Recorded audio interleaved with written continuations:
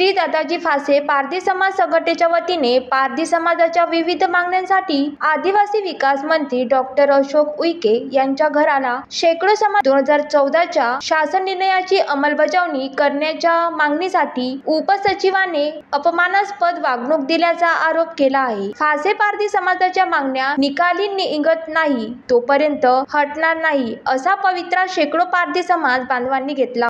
विष्णू सावरा साहेबांनी आणि देवेंद्र फडणवीस साहेबांनी तो GR विशेष बाबचा संघामध्ये या GR मध्ये या परिपत्रांमध्ये पूर्णच्या पूर्ण GR आहे। GR जे आहे त्या GR मध्ये स्पष्ट आहे का फासे पारधी समाजाचा विकास झाला पाहिजे। फासे यवतमाळ जिल्ह्यासाठी 10 कोटी रुपये आणि अमरावती जिल्ह्यासाठी 15 कोटी रुपये कर्मचारी असेल ते तुच्छ नजरेचं वागणूक दिलं आणि मला 353 ची आमची मागणी आणि आमच्या ते फाईल तिथं पडलेले आहे।